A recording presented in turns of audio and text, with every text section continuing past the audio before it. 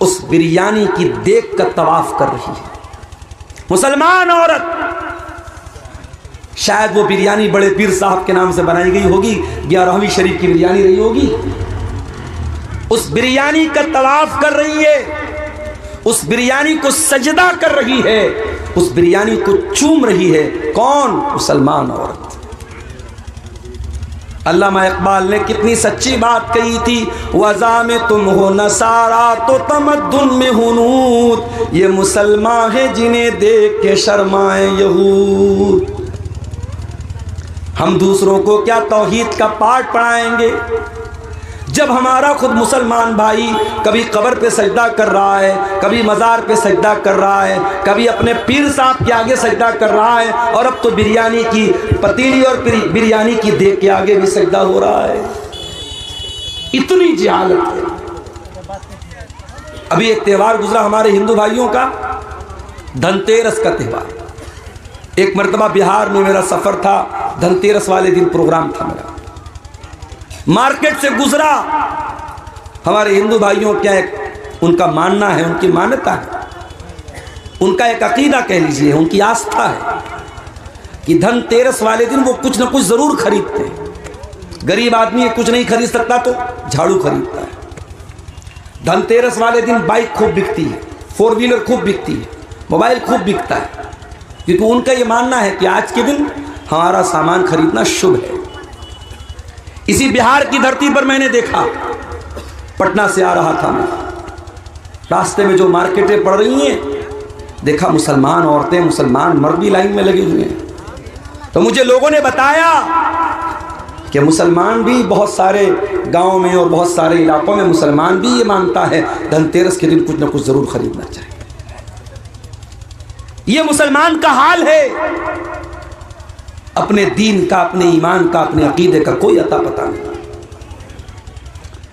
इस्लाम के अंदर इतनी सादगी, इतना सिंपल दीन है ये। इस्लाम के अंदर कोई फालतू त्यौहार नहीं है। सिर्फ 2 त्यौहार हैं, ईद उल फित्र है, ईद उल अजहा है, और इन 2 त्योहारों पर भी कोई नाच नहीं, कोई गाना नहीं, कोई म्यूजिक नहीं, कोई हराम काम नहीं, कोई जिना नहीं, कोई बदकारी नहीं, कोई फहाशी नहीं। इस्लाम वो मजहब नहीं है जो आपको इजाजत दे देता हो कि खुशी के नाम पे कुछ भी कर लो। इस्लाम के अंदर अगर आप कुर्बानी का गोश्त भी खा रहे हैं तो कुर्बानी का गोश्त खा के आपको शराब पीने की छूट मिल जाए, ये इस्लाम के अंदर नहीं है। दूसरे मज़ाहिब में हो सकता है, आज के दिन खूब गोश्त खाओ, खूब दारू पी लो, इस्लाम में इसकी इजाजत नहीं है। खुशी के मौके पर भी आपको अपनी हद में रहना है, अपनी औकात में रहना है, अपनी लिमिट में रहना है। खुशी के नाम पर भी आप कोई ऐसा काम नहीं कर सकते जिसकी इस्लाम में इजाजत नहीं है। मदीना में एक शादी थी, अल्लाह के प्यारे नबी भी शादी में गए हुए थे। छोटी छोटी बच्चियां अरबी जबान की नज़म पढ़ रही थी, गीत पढ़ रही थी और प्यारे नबी की तारीफ कर रही थी। अपनी उसी अरबी की नज़म में उन बच्चियों ने फरमाया, उन बच्चियों ने कहा, वफ़ीना नबियुन यालमु मा फी गदी, हमारे बीच में एक ऐसा नबी है जो आने वाले कल की बात को जानता है, जो भविष्य की बातों को जानता है, जो फ्यूचर की बातों को जानता है। अल्लाह के प्यारे नबी के कानों में ये जुमले पड़ गए। आपने उन बच्चियों से कहा, ऐ बच्चियों, ये मत कहना, इसको दोबारा मत पढ़ना, इस लाइन को छोड़ दो, बाकी तुम पढ़ रही थी पढ़ती रहना। आपने खुशी के मौके पर भी उन बच्चियों को कोई ऐसी नात पढ़ने की, कोई ऐसी लाइन पढ़ने की परमिशन नहीं दी जो गलत हो, जो इस्लाम के अंदर जायज़ ना हो। इस्लाम तो वो मज़हब है मेरे भाई। दुनिया के और मज़ाहिब में इंसान अगर मर गया, कहीं बैंड बाजा बजा करके उसकी अर्थी निकल रही है, कहीं सारे लोग कोई चीज पढ़ रहे हैं, या गम के नाम पर सब लोग रो रहे हैं, बड़ी बड़ी बातें कर रहे हैं। इस्लाम में गम के नाम पर भी आपको अपनी हद से निकलने की इजाजत नहीं दी। आपके जितने भी करीबी रिश्तेदार का इंतकाल हो जाए, बच्चे का इंतकाल हो जाए, माँ को इजाज़त नहीं, बेटे का इंतकाल हो जाए, बाप को इजाज़त नहीं, बीवी का इंतकाल हो जाए, शौहर को इजाज़त नहीं कि वो अपने गरिबान को चाक करे, अपना कपड़ा फाड़े, अपने गाल पे थप्पड़ मारे। अल्लाह के प्यारे नबी फरमाते हैं, लैसा मिन्ना मन लतमल खुदूदा व शक्कल जुयूबा व दाब दावल जाहिलिया। वो इंसान हम में से नहीं है जो दौरे जाहिलियत की पुकार पुकारे, जो गम की हालत में अपने चेहरे पर, अपने रुखसार पर थप्पड़ मारे, जो अपने गरिबान को चाक करे। गम की हालत में भी इस्लाम में इसकी इजाज़त नहीं है। हमारे नबी के ऊपर क्या गम नहीं है? हमारे नबी ने 3 बेटियों का जनाजा उठाया।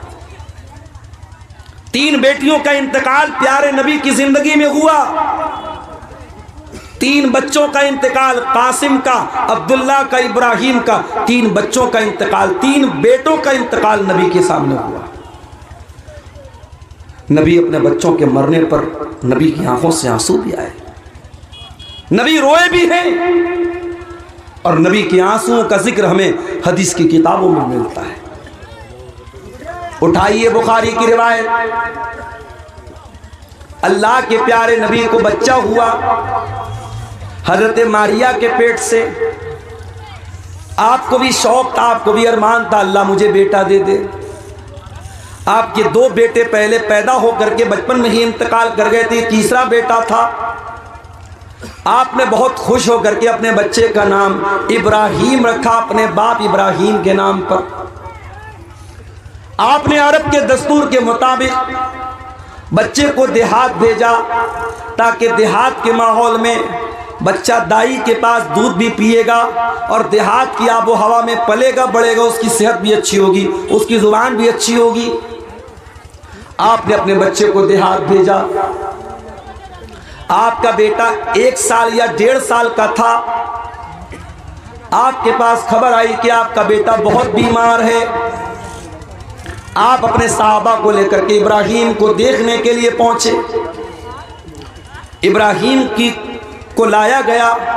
आपने इब्राहिम को अपनी गोद में लिया, अपने हाथ में लिया। बुखारी के अल्फाज हैं, वह इब्राहिम यजूद बिनफ्सी। इब्राहिम अपनी आखिरी सांसें ले रहे थे, इब्राहिम का दम टूट रहा है, इब्राहिम की सांसें उखड़ रही हैं, और अल्लाह के प्यारे नबी अपने बच्चे को दम तोड़ता हुआ देख रहे हैं। अल्लाह के प्यारे नबी की आंखों से आंसू बहने लगे, आप रोने लगे।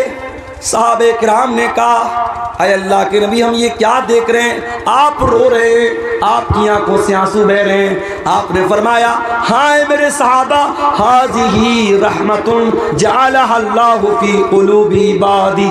ऐ मेरे सहाबा, ये आंसू तो एक बाप के आंसू हैं जो अपने बेटे के लिए रो रहा है। एक बाप अपने बच्चे के ऊपर आंसू बहा रहा है। ऐ मेरे सहाबा, मेरा बच्चा दुनिया से जा रहा है, अपने बेटे को मरता हुआ देख करके बाप की आंखों से आंसू बह रहे हैं।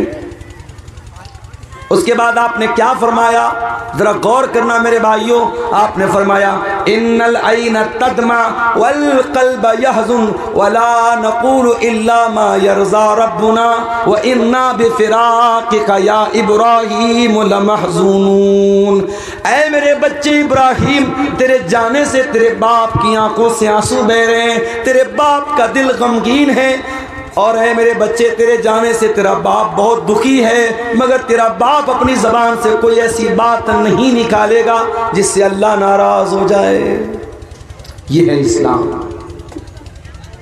बेटे के इंतकाल पर भी मुहम्मद रसूलुल्लाह सल्लल्लाहु अलैहि वसल्लम ने अपनी ज़बान से कोई ऐसा जुमला नहीं निकाला जिससे अल्लाह नाराज़ हो जाए। और आगे बढ़िए, बुखारी की एक दूसरी हदीस देखिए।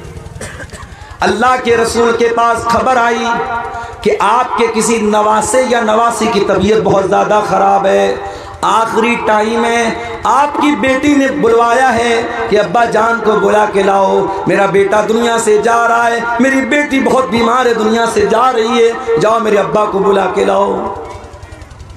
गौर करो मेरे प्यारे साथियों, अल्लाह के प्यारे नबी अपनी औलाद से बहुत मोहब्बत करते थे। और जब इंसान अपनी औलाद से मोहब्बत करता है तो नेचुरल बात है औलाद की औलाद से भी बहुत मोहब्बत करता है। अगर आपको अपनी बेटी से मोहब्बत है तो बेटी के बच्चों से यानी अपने नवासों और अपने नवासियों से भी आपको मोहब्बत बहुत ज़्यादा होगी, ये नेचुरल बात है। अल्लाह के प्यारे नबी को भी अपने नवासे से बहुत ज़्यादा मोहब्बत थी।